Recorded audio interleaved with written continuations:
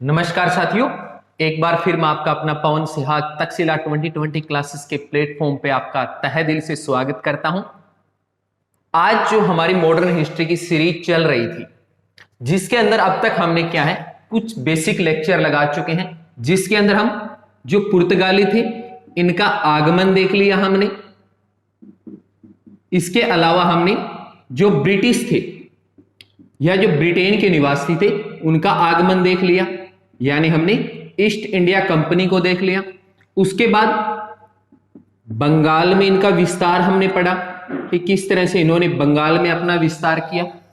इसके बाद हमने क्या किया, हम चले गए थे मराठा साम्राज्य में कि मराठा साम्राज्य में इनका विस्तार कैसे हुआ, जिसके अंदर हमने इसका भाग 2 देखा, जिसके अंदर हमने मराठा युद्ध के बारे में स्टडी किया था। आज का जो हमारा लेक्चर रहने वाला है वो रहने वाला है सिख साम्राज्य में, यानी जो सिख साम्राज्य है ये किस तरह से उदय हुआ, किस तरह से 2 एंग्लो सिख युद्ध देखने को मिलते हैं, जिसके अंदर हम सिख साम्राज्य के पतन को देखेंगे, महाराजा रणजीत सिंह के बारे में देखेंगे, और सबसे बड़ी बात है यहां पे हम कि जो महारानी जिंद कौर थी, आज जिंद कौर के बारे में देखेंगे। इतिहास के बहुत कम पन्नों में जिंद कौर का जिक्र देखने को मिलता है। तो अभी जो हमारी स्टेट पीएससी का एग्जाम होने वाला है, हमारा कंटेंट मुख्य रूप से स्टेट पीएससी को लेकर चल रहा है। तो स्टेट पीएससी में इस तरह के क्वेश्चन आ जाते हैं, जिंद कौर से रिलेटेड भी पूछ सकता है। तो आज इन्हीं विशेष टॉपिक के ऊपर आज हम चर्चा करने का काम करें। ओके, तो चलिए साथियों, बिना किसी देर किए हुए आज हम शुरू करते हैं सिख साम्राज्य को, कि सिख साम्राज्य का उदय किस तरह से होता है और जो राज्य उदय हुआ उसका सूर्य किस तरह से अस्त हो गया, उन्हीं चीजों के बारे में हमें देखना है।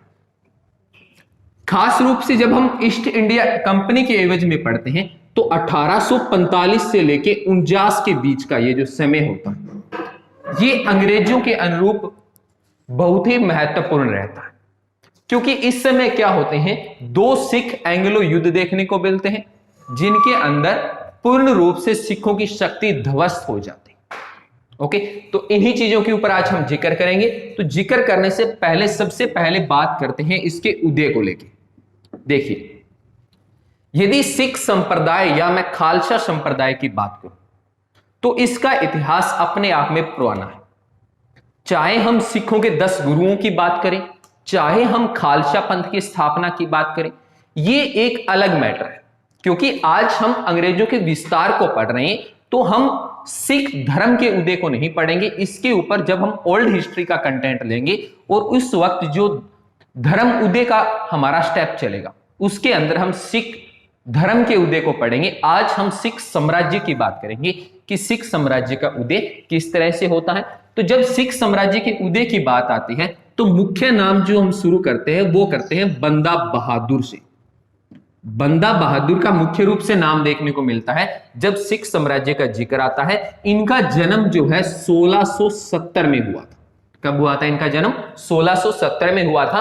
और बंदा बहादुर से क्वेश्चन आने की संभावना सबसे ज्यादा रहती। ओके, एक चीज और होती है कि बंदा बहादुर के बचपन का नाम पूछ लेते हैं। तो बचपन का नाम देखा जाए तो लक्ष्मण इनके बचपन का नाम देखा जाता है, जबकि गुरु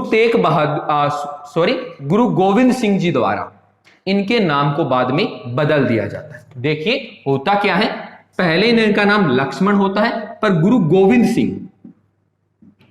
गोविंद सिंह क्या काम करते हैं, इनका नाम लक्ष्मण से क्या कर देते हैं, बंदा बहादुर कर देते हैं। ओके, ये क्या है, एक सिख साम्राज्य के देखे जाए तो एक बहुत बड़ा योद्धा के रूप में इनका उदय हुआ। देखिए, जिस समय इनका जन्म होता है और जिस समय ये भारत में राज कर रहे हैं, इस समय हमें पता है कि मुगल जो पावर है वो सत्ता में है। और मुख्य रूप से इस समय किसका राज चल रहा है, इस समय औरंगजेब का। किसका? औरंगजेब का राज चल रहा है। तो औरंगजेब का जो शासन देखने को मिलता है तो हमें पता है एक बहुत ही कट्टर, धार्मिक कट्टरता वाला व्यक्ति है, जो दूसरे जितने भी धर्म है, चाहे वो हिंदू है चाहे वो सिख धर्म है, उनके प्रति इनका रवैया बड़ा ही सख्ती भरा रहता है। हालांकि एक इंटरेस्टिंग बात इनके बारे में यह भी है कि औरंगजेब जरूर धार्मिक कट्टरता वाले व्यक्ति थे, पर फिर भी इनके जो सेनापति होते थे, कौन? इनके जो सेनापति होते थे ज्यादातर हिंदू देखने को मिलते हैं। ओके, तो इनका जन्म बंदा बहादुर के समय में होता है, औरंगजेब के समय में, जिस वक्त धार्मिक गतिविधियां बहुत ज्यादा चल रही होती हैं और बंदा बहादुर जो है ये मुख्य रूप से जो विरोधी होते हैं वो होते हैं मुगल साम्राज्य के। क्यों? क्योंकि इनके 2 गुरुओं का कत्लेआम करवाने का काम मुगल वंश ने किया था। तो इसी वजह से क्या है, बंदा बहादुर इनसे काफी ज्यादा नाखुश थे। एक जगह का नाम देखने को मिलता है शहादरा।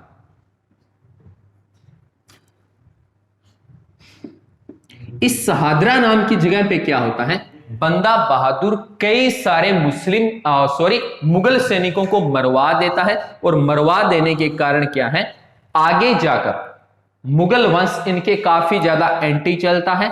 और यही कारण है कि 1716 में 1716 में क्या होता है, नांगल नाम की जगह, कौन सी? नांगल नाम की जगह है, यहां पे मुगल बादशाह फर्रुख शेर द्वारा इनको मरवा दिया जाता है।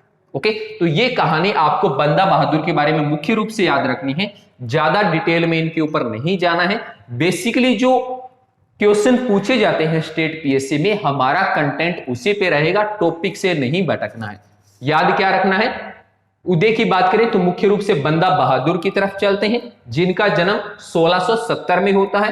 पूछ लेते हैं कई बार स्टेट पीएससी कि इस समय किस वंश का राज चल रहा था, तो मुगल वंश चल रहा था, और मुगल वंश में भी किसका राज था, औरंगजेब का राज था। ओके, इनके बचपन का नाम भी पूछ लेते हैं, तो इनके बचपन का नाम लक्ष्मण देखने को मिलता है, जबकि गुरु गोविंद सिंह जी क्या काम करते हैं, इनके नाम को बदलने का काम करते हैं और इनका नाम क्या रख देते हैं, बंदा बहादुर रख देते हैं।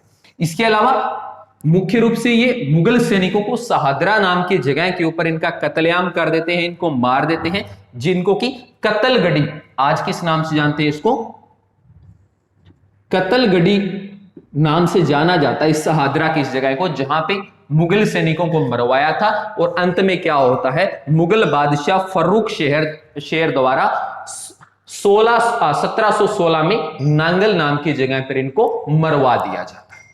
यहां तक सब कुछ समझ में आया? चलिए एक थोड़ी सी बात और कर लेते हैं। 1748 में एक व्यक्ति है, कपूर सिंह है। कौन है? कपूर सिंह है।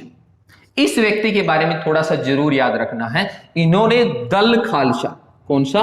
दल खालसा की स्थापना की थी। देखिए साथियों, खालसा पंथ की बात करें तो अलग नाम रहेगा, परंतु दल खालसा की बात करें, ये एक सैनिक दल के रूप में था, और इसकी स्थापना करने का श्रेय किसको जाता है? 1748 में कपूर सिंह को इनका मुख्य रूप से संस्थापक माना जाता है। ओके, चलिए अब बात कर लेते हैं इसके आगे की कहानी। आगे की कहानी क्या होती है कि जब कपूर सिंह दल खालसा की स्थापना करते हैं, इस वक्त जो पंजाब का क्षेत्र है, कौन सा? पंजाब का क्षेत्र। अब देखिए पंजाब के क्षेत्र पे थोड़ी सी नजर डाल लेते हैं। पहली बात तो पंजाब के क्षेत्र से आपको यह याद रखनी है कि यह बहुत ही उपजाऊ क्षेत्र है। कौन सा है? उपजाऊ क्षेत्र।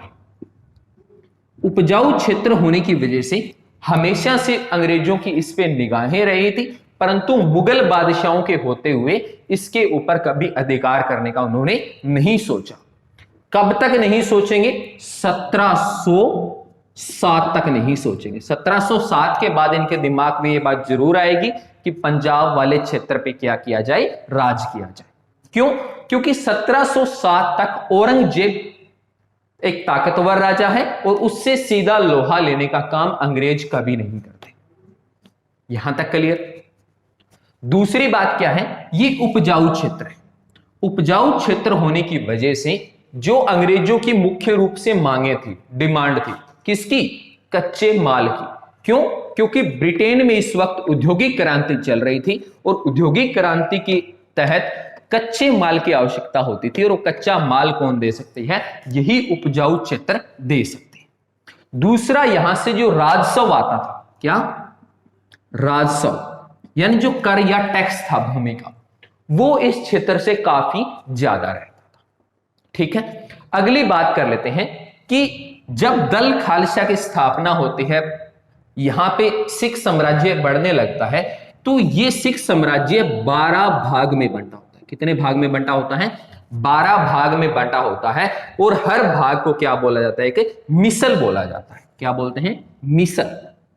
देखिए साथियों, ये क्वेश्चन अनेक कंपटीशन एग्जाम ने पूछे हैं, चाहे वो सी और डी ग्रुप के रहे हो, चाहे ए और बी ग्रुप के रहे, कि पंजाब का जो क्षेत्र अलग अलग 12 भागों में बंटा हुआ था, उन भागों को क्या कहा जाता था? तो उनको क्या बोला जाता था? मिसल बोला जाता था। पंजाब का सारा क्षेत्र इन्हीं 12 भागों के अंदर क्या था? विभाजित था। ओके, चलिए अब बात करते हैं इसमें। देखिए 12 मिसल्स के नाम के ऊपर हमें नहीं जाना है, एक मिसल्स मुख्य रूप से है जिसको हमें याद रखना बड़ा जरूरी है, जहां पे आगे आने वाले जो इनके अगले राजा रहेंगे, कौन? महाराजा रणजीत सिंह, उनका संबंध उसी मिसल से रहेगा, इसलिए उनको जानना बड़ा जरूरी है। देखिए यदि यहां पे बात की जाए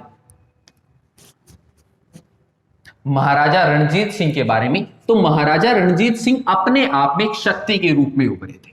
और खास रूप से देखा जाए तो इनकी जो छोटी बेगम जिंद कौर है, जिंद कौर के बारे में काफी ज्यादा देखने को मिलता है। ओके, तो चलिए बात करते हैं आगे। एक शुक्रचकिया, शुक्रचकिया नाम का एक मिसल्स है। ये क्या है? मिसल। मिसल का नाम याद रखना है, क्या है? शुक्रचकिया। ये जो शुक्रचकिया मिसल्स हैं, इसी के अंदर देखिए अभी हम बात कर रहे थे कि 12 मिसल्स होते हैं। अब हर मिसल्स का क्या होता है? एक प्रधान होता है या एक क्या होता है? मुखिया। इनमें क्या होता था? मुखिया होता था, और मुखियाओं के द्वारा ही यहां पे राजपाट का कार्य संभाला जाता था।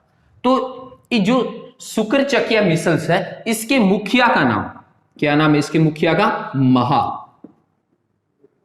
महा देखने को मिलता है। और इन्हीं के घर पे जन्म होता है महाराणा या महाराजा रणजीत सिंह का। किसका?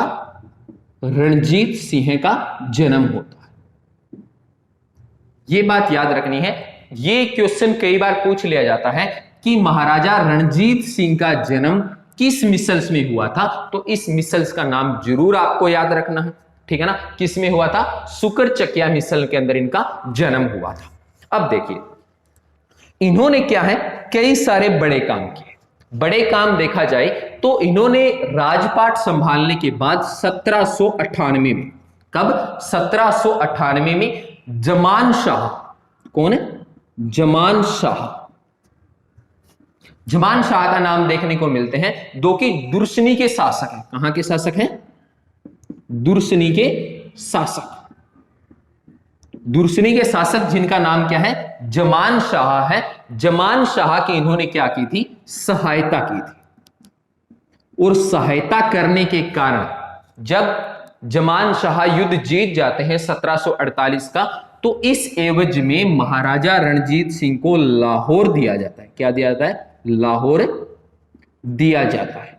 और यही लाहौर आगे जाकर इनकी क्या बनती है? राजधानी बनती है। एक क्वेश्चन इनसे थोड़ा सा घुमा फिरा के पूछ लेते हैं कि इनकी धार्मिक राजधानी कौन सी? धार्मिक राजधानी। धार्मिक राजधानी की बात की जाए तब नाम लाहौर का नहीं आएगा, तब नाम आएगा अमृतसर का। किसका आएगा? अमृतसर का नाम आएगा। और अमृतसर इनकी क्या थी? धार्मिक राजधानी थी। जबकि लाहौर इनकी क्या देखने को मिलती है? इनकी प्रशासनिक राजधानी देखने को मिलती है। यह मुख्य रूप से इनके बारे में याद रखना है। उसके बाद क्या होता है? 25 अप्रैल 1809। कब? 25 अप्रैल 1809। 1809 में क्या काम करते हैं? ये अमृतसर की संधि करते हैं। कौन सी करते हैं? अमृतसर की संधि।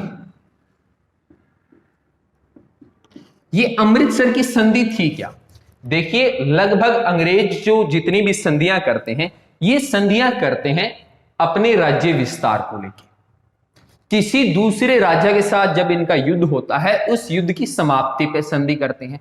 पर यहां पे जो अमृतसर की संधि हो रही है 25 अप्रैल 1809 को, ये हो रही है सीमा निर्धारण को लेकर। सतलज नदी जो है, सतलज नदी को लेकर ये अमृतसर की संधि होती है। इसमें क्या कहा जाता है कि सतलज नदी से इधर का जो क्षेत्र रहेगा वो रहेगा रणजीत सिंह का, और सतलज नदी के उस पार का जो क्षेत्र है वो किसका रहेगा, अंग्रेजों का रहेगा। यानी कि राज्य की सीमा निर्धारण करने के लिए 25 अप्रैल 1809 को कौन सी संधि करते हैं अंग्रेज, अमृतसर की संधि करते हैं, जिसके तहत सिख साम्राज्य और जो अंग्रेजी साम्राज्य है इसकी सीमा को निर्धारित किया जाता है। अब देखिए, इसके अलावा इनके मुख्य कार्यों को देखा जाए तो इन्होंने क्या काम किया था, जो 12 मिसल थे। देखिए, अभी हम बात कर रहे थे थोड़े समय पहले कि पंजाब 12 मिसल में बंटा हुआ था। इन 12 मिसल को मिलाकर एक राज्य का निर्माण करते हैं। यानी कि 12 के 12 मिसल्स को इकट्ठा कर देते हैं और उन 12 मिसल्स का एक इकट्ठा राजा कौन बनता है, रणजीत सिंह बनता है। तो क्वेश्चन यहां से ये बनता है कि इन 12 मिसल्स को एक करने का श्रेय किस राजा को जाता है, तो महाराजा रणजीत सिंह को जाता है। ठीक है ना, जिन्होंने क्या किया, 12 मिसल को एक किया और एक करने के बाद क्या हुआ, इन्होंने एक राज्य का निर्माण कर दिया। अब बात आती है 1814 की। ये डेट बड़ी महत्वपूर्ण है। इस समय अफगान का जो शासक है वो है शाह शुजा। कौन है, शाह शुजा। कहां का शासक है, अफगान का। ये अफगान का जो शासक शाह शुजा है, इनके साथ इनके संबंध अच्छे होते हैं और ये क्या काम करते हैं, एक युद्ध की समाप्ति के बाद जो कोहिनूर होता है, कौन, कोहिनूर हीरा जो है, वो हीरा किसको दे देते हैं, महाराजा रणजीत सिंह को। तो ये क्वेश्चन भी यहां से बनता है कि जो कोहिनूर हीरा किसी समय मलिक काफूर खिलजी वंश में लेके आया, उसके बाद वो मुगलों तक आया, मुगलों से वो नादिर शाह के साथ अफगान चला गया और अफगान से वापिस कौन है, शाह शुजा किसको देते हैं, महाराजा रणजीत सिंह को देते हैं। और इन्हीं के साथ कोहिनूर हीरा क्या है, वापिस भारतीय सरजमी पे आ जाता है। और अंत में क्या होता है, 1839 में इनकी क्या हो जाती है, मृत्यु हो जाती है। तो इनके बारे में ये प्रमुख बातें याद रखनी है। एक बार फिर से हाईलाइट बता देता हूं, जो शुक्रचकिया मिशंस है, इसके जो मुखिया है उनका नाम महा है। इनके घर महाराजा रणजीत सिंह का जन्म होता है। ठीक है ना, महाराजा रणजीत सिंह क्या काम करते हैं, जो 12 मिसल होते हैं, इन मिसल्स को एक करके एक सिख साम्राज्य की नींव रखते हैं। इसके अलावा क्या होता है, 1798 में जमान शाह की सहायता करते हैं, जिसके स्वरूप इनको लाहौर मिल जाता है। लाहौर को ये क्या बनाते हैं, अपनी राजधानी बनाते हैं, जबकि अमृतसर इनकी क्या बन जाती है, धार्मिक राजधानी बन जाती है। ओके, अच्छा, इसके अलावा क्या होता है, 25 अप्रैल 1809 को अमृतसर की संधि बहुत ही ज्यादा इंपॉर्टेंट है, इसको जरूर याद रखना है। संधि होती है किस नदी से, सतलज नदी की संधि होती है, जिसके तहत अंग्रेजी राज्य और सिख राज्य की सीमा का निर्धारण किया जाता है, बता दिया जाता है कि कहां कहां तक रहेगा। ओके, इसके अलावा 1814 में शाह शुजा, इनको अफगान जो राजा है वो कोहिनूर हीरा इनको दे देता है और कोहिनूर हीरा वापस कहां आ जाता है, भारतीय सरजमी पे आ जाता है। ओके, चलिए इतनी बातें समझ में आ गई। चलिए उसके बाद बात करते हैं 1811 से लेके कुछ एक दो बातें इनके बारे में और रही। 1811 से लेके 23 का जो समय है, इस समय ये क्या है, ये जो कांगड़ा का क्षेत्र है, कांगड़ा जहां पे आज पोर्ट है, कश्मीर, पेशावर, अटक, इन क्षेत्रों के ऊपर क्या कर लेते हैं, अपना अधिकार कर लेते हैं। तो कई बार पूछ लेता है कि कांगड़ा, कश्मीर, पेशावर, अटक, यहां पे किसका राज हुआ, कब इन पे अधिकार हुआ, तो 1811 से लेके 1800 23 के बीच में क्या है, महाराजा रणजीत सिंह ने इन पे क्या कर लिया था, अधिकार कर लिया था। ओके, चलिए अब बात करते हैं महाराजा रणजीत सिंह के बाद जो दलीप सिंह अगले राजा बनते हैं उनकी क्या कहानी, ठीक है ना। आज हम मुख्य रूप से इन्हीं चीजों को जानेंगे। अगला जो हमारा इसके ऊपर लेक्चर रहेगा उसके अंदर हम जो 2 एंग्लो सिख युद्ध होंगे उन युद्ध के बारे में जानेंगे और देखेंगे उन युद्धों का क्या परिणाम रहा और किस तरह से अंग्रेजों ने एक बहुत ही विकसित और विस्तृत राज्य को खंडित करके अपने राज्य में मिला लिया। और जब ये युद्ध पढ़ेंगे तो इनकी डेट और इनकी संधियां 2 मुख्य रूप से आपको याद रखनी पड़ेगी। ओके, चलिए 1839 में क्या हुआ, रणजीत सिंह की मृत्यु हो जाती है। ओके, अब मृत्यु के बाद क्या होंगे, अगला राजा जो बनेगा वो कौन बनेगा, दलीप सिंह। दलीप सिंह क्या है, अगले राजा बनेंगे। अब इनका मुख्य रूप से शासनकाल देखा जाए तो इनके शासनकाल के अंदर खास रूप से 1843 से लेके 49 के बीच में, इस समय की अगर हम बात करें तो इस समय एक शख्सियत का नाम इनके साथ जुड़ता है जिनका नाम है जिंद कौर। क्या नाम है, जिंद कौर। देखिए इनका नाम जरूर याद रखना है जिंद कौर का, क्योंकि जिंद कौर क्या है, इस समय सिख साम्राज्य की क्या कहलाएंगी, संरक्षिका कहलाएंगी। जैसे आपको याद होगा दूसरे पानीपत के युद्ध के टाइम मिडोरियन हिस्ट्री की बात करें तो अकबर का जो संरक्षक रहा था वो कौन रहा था, बैरम खान रहा था। इसी प्रकार जिंद कौर क्या है, इस समय दलीप सिंह की क्या रहेगी, संरक्षिका रहेगी। और ये क्या है, जिंद कौर दलीप सिंह की रणजीत सिंह की सबसे छोटी पत्नी। देखिए पुराने समय में यह प्रचलन हुआ करता था बहुविवाह प्रथा, जो राजा महाराजा थे इनके एक से ज्यादा विवाह देखने को मिलते थे।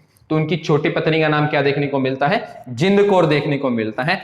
और इतिहासकार बताते हैं ये बहुत ही खूबसूरत महारानी थे, ठीक है ना। और खूबसूरती की जब बात आएगी तो एक शायर तो मन में आ ही जाता है, जब भी हमने पलकों को झुकाया है मन में एक ही ख्याल आया है, जिस भी खुदा ने तुझे बनाया है तुझे नीचे भेज वो भी कैसे ऊपर रह पाया है। तो जिंद कौर क्या है, एक बहुत ही खूबसूरत बेगम थी। और जितनी खूबसूरती इनकी बेगम थी उतनी ही अच्छी ये क्या थी, योद्धा भी थी, ठीक है ना। इतनी बढ़िया योद्धा थी कि अंग्रेज यहां तक कहते थे कि इनके विद्रोह को दबा पाना बहुत ही मुश्किल है। ओके, इसलिए इनका नाम मेसालीना देखने को मिलता है। क्या नाम देखने को मिलता है, मेसालीना। यह नाम किसने दिया था इनको, जिंद कौर को अंग्रेजों ने दिया था। और मेसालीना का मतलब होता है जिसके विद्रोह को दबा पाना बहुत ही कठिन हो। तो ये कुछ बेसिक बातें हैं जो आपको जिंद कौर जी के बारे में याद रखनी है। और इनकी संरक्षिका रहने के समय की बात करें तो ये संरक्षिका मुख्य रूप से 1843 से लेके 46 के बीच में ये संरक्षिका के रूप में कार्य करती है। ओके, चलिए तो दलीप सिंह क्या है, अगले राजा या अगले वारिस बनते हैं रणजीत सिंह के। ये बहुत ही अल्प आयु के हैं और अल्प आयु होने के कारण ही जिंद कौर इनकी संरक्षिका बनती है। और ये एक दूरगामी सोच के व्यक्ति नहीं थे। देखिए इनके जो सोचने और समझने की जो क्षमता थी वो रणजीत सिंह से मैच नहीं करती थी। जिस साम्राज्य को मजबूती देने के लिए रणजीत सिंह ने 12 मिसल्स को एक किया, अपनी सेना को विस्तार किया, उनको अच्छे ढंग से प्रशिक्षित किया, उसी सेना की जब कमान हाथ में आती है दलीप सिंह की, तो दलीप सिंह अनेक बुनियादी गलतियां करते हैं। और इन्हीं बुनियादी गलतियों की वजह से क्या है, 2 जो एंग्लो सिख युद्ध होते हैं, कब 1845 से लेके 46 का युद्ध जिसको कि प्रथम युद्ध माना जाता है, और 1848 से लेके 49 का युद्ध, ये प्रथम एंग्लो सिख युद्ध है और ये सेकंड एंग्लो सिख युद्ध है। इन्हीं सिख युद्धों में महाराजा दलीप सिंह नेतृत्व करते हैं और दोनों युद्ध हार जाते हैं, और हारने के कारण क्या होता है, सिख साम्राज्य अपने आप को पूरी तरह से ध्वस्त कर देता है। ओके, अब क्या होता है, एक युद्ध लड़ा जाता है, चिलियावाला युद्ध। कौन सा युद्ध, आपको नाम याद रखना है, चिलियावाला युद्ध। ये युद्ध जब दलीप सिंह का नाम आता है, उनके नाम को लेके बहुत ही महत्वपूर्ण हो जाता है। ये युद्ध कब होता है, 1849। कब होता है, 1849 को होता है लॉर्ड डलहौजी के साथ। किसके साथ, लॉर्ड डलहौजी के साथ। और इसमें लॉर्ड डलहौजी जीत जाते हैं और दलीप सिंह इस युद्ध में हार जाते हैं, और हारने के बाद क्या है, सिख साम्राज्य का पतन हो जाता है। ओके, और उसके बाद किया क्या जाता है कि डलहौजी जो दलीप सिंह जी हैं, इनको क्या है, 50,000 की, कितनी, 50,000 की वार्षिक पेंशन देके इनको क्या कर देते हैं, भारत से लंदन भेज देते हैं, और लंदन के अंदर इनकी मृत्यु हो जाती है, और इंग्लैंड में इनका क्या है, अंतिम संस्कार किया जाता है। देखिए, ये पूछ सकता है कि इनको भेजा कहां गया था, तो लंदन भेजा गया था, और इनके अंतिम संस्कार की बात करें तो इनका अंतिम संस्कार कहां किया जाता है, इंग्लैंड में इनका अंतिम संस्कार होता है। ओके, उसके बाद क्या काम करते हैं, डलहौजी ने दलीप सिंह जी को तो भेज दिया 50,000 की वार्षिक पेंशन पे लंदन। अब क्या होगा, जो पंजाब वाला क्षेत्र है, कौन सा, पंजाब वाला क्षेत्र, इसके ऊपर क्या करेंगे, डलहौजी। देखिए, डलहौजी बहुत ही महत्वाकांक्षी तरह का गवर्नर जनरल देखने को मिलता है। ये गवर्नर जनरल थे, और उसके बाद 1857 के बाद जो आएंगे वो भारत में वायसराय आएंगे। उससे पहले सारे क्या देखने को मिलेंगे, गवर्नर जनरल देखने को हमें मिलेंगे। ये क्या काम करते हैं, तीन लोगों का एक टीम बनाते हैं, या 3 लोगों को इकट्ठा करते हैं, और इन 3 लोगों को क्या काम करते हैं, पंजाब संभालने की जिम्मेवारी दे दी जाती है। और जो हेनरी लॉरेंस, ये इन तीनों के क्या रहेंगे, इनमें से अध्यक्ष रहेंगे। यानी कि जितने भी अब पंजाब के निर्णय होंगे वो हेनरी लॉरेंस के अधीन होंगे, जो अब क्या करेंगे, पंजाब का नेतृत्व करने का काम करेंगे। तो इस तरह से क्या होता है, हमने बंदा बहादुर से कहानी शुरू की, इनके बारे में आपको याद रखना है। बंदा बहादुर के बाद में आपको रणजीत सिंह के बारे में याद रखना है। रणजीत सिंह के बाद आपको दलीप सिंह को याद रखना है। दलीप सिंह के साथ साथ आपको किसको याद रखना है, जिंद कौर को याद रखना है, जो कि बहुत ही अच्छी योद्धा थी, और अंग्रेज भी इनकी वीरता के बारे में ये बोलते थे कि इनके दमन को दबा पाना नामुमकिन है। ओके, तो इस तरह से आज हमने क्या है, उन राजाओं के बारे में पढ़ा जिन्होंने क्या है, सिख साम्राज्य की नींव डालने का काम किया, इनको ताकत देने का काम किया। और यहां से जो क्वेश्चन आएंगे, क्वेश्चंस के बारे में थोड़ा सा देख लेते हैं। क्वेश्चंस जैसा मैं आपको साथ साथ बताता रहा हूं, रणजीत सिंह के बारे में और दलीप सिंह के बारे में यहां से क्वेश्चन बहुत उठते हैं। और इसके अलावा जो क्वेश्चन उठते हैं वो उठते हैं 2 एंग्लो सिख युद्ध के साथ, कि ये युद्ध कब हुए, यहां डलहौजी को भी देखने को मिलेंगे, जो यहां पे किस तरह की नीतियां लेके आते हैं, और कौन कौन सी संधि के तहत क्या है, पंजाब राज्य का विलय कर लिया जाता है अंग्रेजी साम्राज्य के साथ। ओके, तो आशा और उम्मीद यही करूंगा साथियों आपसे कि जितना आज हमने कंटेंट पढ़ा ये आपको अच्छी तरह से समझ में आया होगा। आप अपने जितने भी साथी हैं जो स्टेट पीएससी की तैयारी कर रहे हैं, और इसके अलावा जो आगे एचएसएससी एग्जाम लेने वाले, उन एचएससी एग्जाम के नजरिए से देखा जाए तो यहाँ पे जो तारीखें जितनी भी रही है वो तारीखें इंपॉर्टेंट है। और इसके अलावा कोहिनूर हीरा जब भारत आता है शाह शुजा के समय में, वो भी याद रखने वाली चीज है। जिंद कोर को इतना ज्यादा जो एचएससी है वो नहीं पूछती, पर एचपीएससी यहां से क्वेश्चन पूछ लेती है। तो चलिए साथियों, आप तब तक लाइक कमेंट शेयर उम्मीद करता हूं आपने कर दिया होगा। तो बहुत जल्द आपसे अगले लेक्चर में मिलते हैं, जिसके अंदर हम जो 2 एंग्लो सिख युद्ध हुए उन युद्ध के बारे में देखेंगे और उन युद्ध के परिणाम को भी देखेंगे। तब तक के लिए मैं आपसे अलविदा चाहूंगा। जय हिंद, जय भारत।